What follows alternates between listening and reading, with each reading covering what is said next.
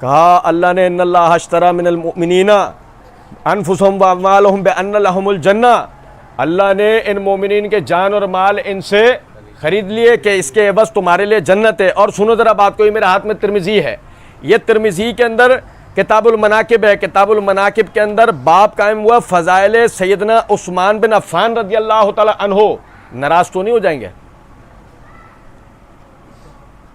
भाई, आप नहीं समझे बात को?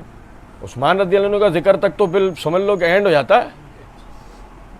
लेकिन मैं बताना क्या चाह रहा हूं, सुनो जरा बात को। हदीस नंबर 3967, हदीस नंबर 3969, दोनों बड़ी गौर तलब है। सुनो जरा बात को। अब्दुर्रहमान बिन समुरा रज़ियल्लाहु तआला अन्हु फरमाते हैं कि ग़ज़वा तबूक की तैयारियां चल रही हैं। किसकी?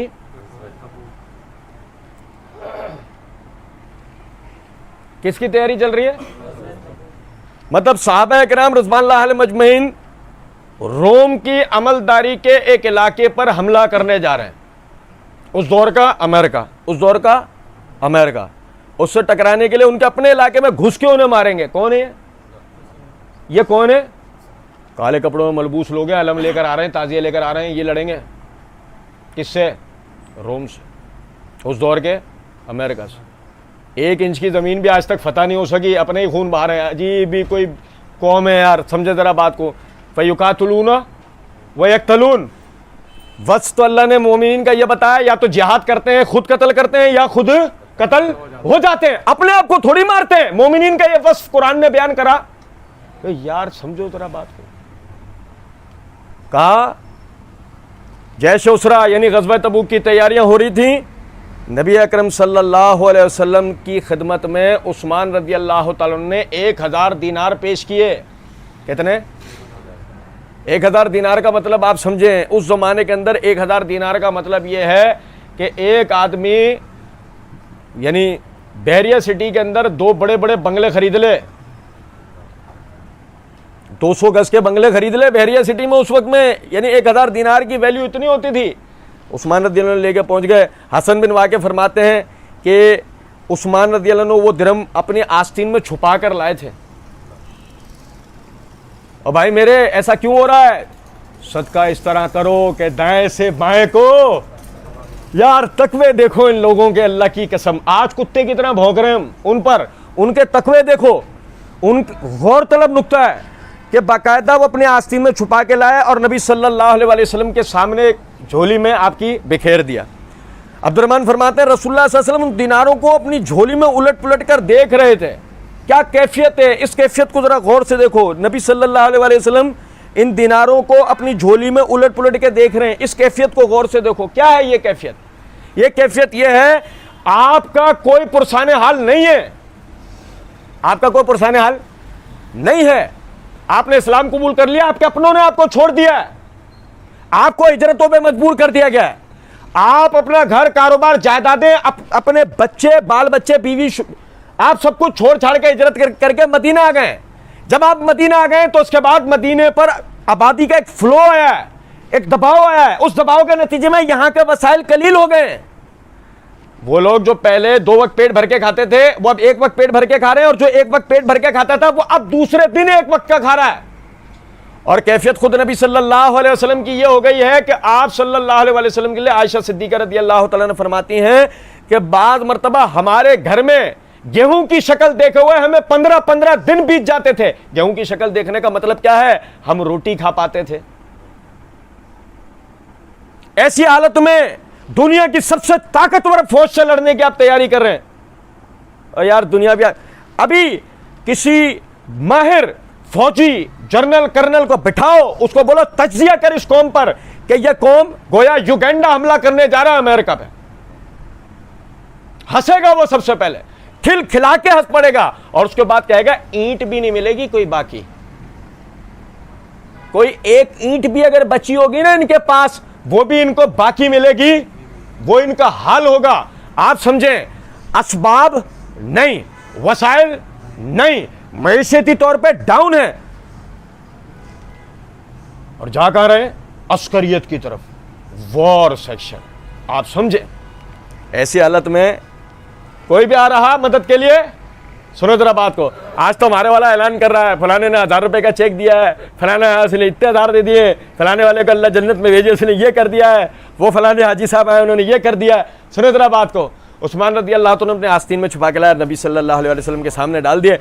नबी सल्लल्लाहु अलैहि वसल्लम उन्हें उलट पलट के देख रहे हैं। इस कैफियत का पस मंजर मैंने आपको बताया। इसको उलट पलट के देखने का मतलब क्या है? अल्लाह ताला ने मदद की।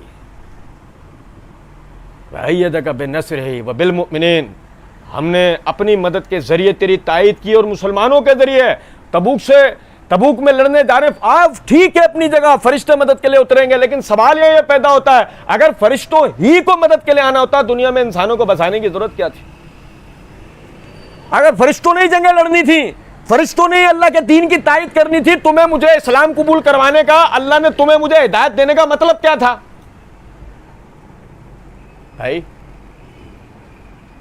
फरिश्ते नहीं आएंगे, आ गए बस वो बदर में तुम्हारे पास लड़ने के लिए हथियार नहीं थे, आ गए, अब नहीं आने, अब लड़ो। सुनो जरा बात, लो भाई हथियार भी अब खरीदेंगे, लड़ने जाएंगे। मदद किसने की? उस्मान ने। आप सुनो, मसाइब सुनते हैं ना, मसाइब सुनो जरा बात। हमें लोग बयान करते हैं वाक़यात, ये भी बयान करना चाहिए। हदीस नंबर 2969 है। सुमामा बिन हज़न कुशैरी फरमाते हैं, मैं सैयदना उस्मान रज़ियल्लाहु अन्हु, यानी जब सैयदना उस्मान रज़ियल्लाहु अन्हु अपने घर की छत से बलवाइयों से मुखातिब हुए। बलवाई कौन? जो आपको शहीद करने के लिए आते, अपने घर का घेराव कर लिया था आपके। सुनो जरा तवज्जो से बात। मुखातिब हुए तो मैं भी वहाँ मौजूद था।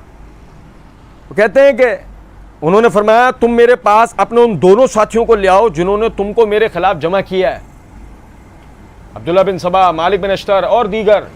आज तो मालिक बिन अश्तर रज़ियल्लाहु अन्हु हो गए। वो फेसबुक वाले चोचले ने उनको, वो यूट्यूब वाले चोचले ने मालिक बिन अश्तर रज़ियल्लाहु अन्हु बना दिया है। सुन तो लो जरा बात को। चुनाजन दोनों को लाया गया, गोया कि वो दोनों, सुनो, सुमामा बिन हज़न कहते हैं, गोया मैं दोनों को देख रहा था, वो बिल्कुल ऐसे लग रहे थे जैसे ऊंट या गधे। क्या मतलब उनकी इस मिसाल से? ऊंट और गधा चौपायों में से वो जानवर है, हाँ को जिस तरफ भी वहीं चले जाते हैं। ये इंसान के बच्चे नहीं है, क्योंकि इंसान के बच्चे होते शैतान इन्हें कहीं हाँक सकता था। उस्मान रज़ियल्लाहु अन्हु के खिलाफ किसी को हाँका जाए, वो इंसान का बच्चा हो सकता है? आप समझो जरा इस बात को। बहुत बेज़मीर, बहुत बेहया, बहुत बेगैरत जब आदमी हो जाता है ना, तो उस्मान रज़ियल्लाहु अन्हु के खिलाफ बकवास करता है। क्यों? पढ़ेंगे हम इंशाल्लाह आगे, फ़ज़ाइल सहाबा के उन्वान से जब पढ़ेंगे ना, उस्मान रज़ियल्लाहु अन्हु की फजीलत के हवाले से इंशाल्लाह बात होगी। उस्मान रज़ियल्लाहु अन्हु ने फरमाया, मैं तुम्हें अल्लाह का वास्ता देकर, इस्लाम के हया दिलाकर पूछता हूं, तुम इस बात को जानते हो कि रसूलुल्लाह सल्लल्लाहु अलैहि वसल्लम जब मदीना मुनव्वरा तशरीफ लाए थे तो यहां सिर्फ बैर रऊमा का पानी मीठा था। एक बैर रऊमा एक कुआं था, यहूदियों की मिल्कियत में था, उसका पानी मीठा था, बाकी हर जगह पर खारा पानी था। तो देखा यहां पर जो ना मीठा पानी था।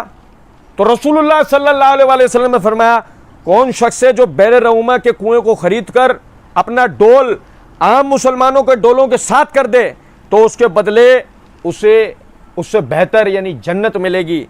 मैंने उस कुएं को अपने बचे हुए माल, जो मेरे पास माल जिसको लेके मैं मदीना पहुंचा था, मैंने अपने उस माल से मैंने आओ देखा ना था, ये नहीं देखा मेरा मुस्तकबिल क्या होगा, मेरे बच्चे भूखे मरेंगे, मैं आगे कमाने के लायक भी होऊंगा नहीं होऊंगा, मैं खुद खाने के लायक होऊंगा या नहीं होऊंगा, मुझे भीख ना मांगनी पड़ जाए किसी का। जिंदगी में उस्मान के हाथों में मट्टी नहीं लगी, इस उस्मान को लोगों के आगे हाथ फैलाने पड़ जाए, क्या होगा क्या नहीं होगा, कुछ नहीं सोचा। मैंने वो माल लिया और उस कुएं को खरीद लिया। तुम आज मुझे उस कुएं का पानी पीने से रोकते हो। ओ भाई मेरे तवज्जो करो। 10 दिन भी तो सुना ना, 10 दिन भी सुनो, एक ये भी सुन लो, रख दो। 10 दिन सुना, इसको भी सुनो। तुम मुझे ये पानी, यानी तुम मुझे इस पानी के पीने से रोकते हो। ये पानी मैंने खरीदा था, मैंने मुसलमानों के लिए इस कुएं को वक्फ किया था। मुसलमान फी सबिल्लाह फ्री जो पानी पीने के लायक हो, दुनिया की सबसे पहली सबील अगर कायम करके दी तो उस्मान ने कायम करके दी थी। यार कहां हैं हम?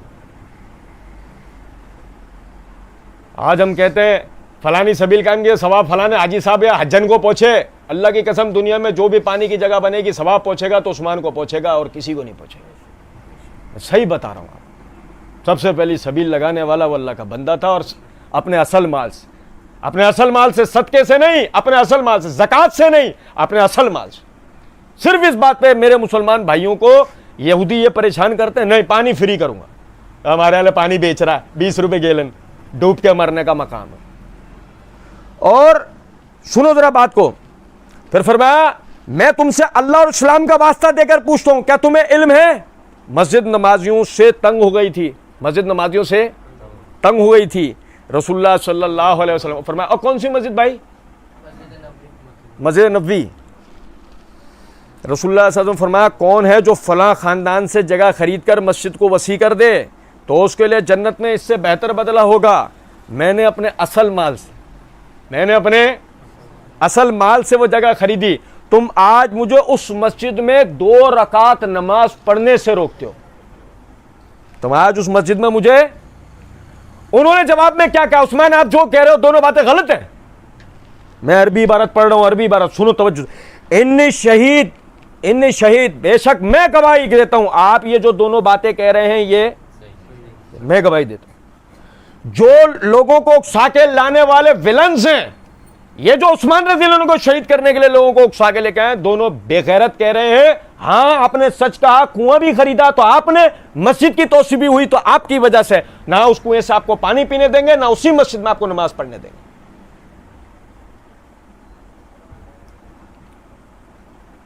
अय्यदका बिनस्रिही व बिल मुमिनीन, ए नबी सल्लल्लाहु अलैहि वसल्लम आपकी और इस दीन की ताईद हमने किस जरिए से की? अपनी मदद और मुसलमानों के जरिए। ये मस्जिदें तामीर हुई तो ये उन सहाबा ने की, ये कुएं खरीदे गए तो उन सहाबा ने खरीदे, अल्लाह के रस्तों में जिहाद पे निकले तो ये सहाबा निकले। बाकी कुरान 12वें इमाम के पास है, वो गार में है।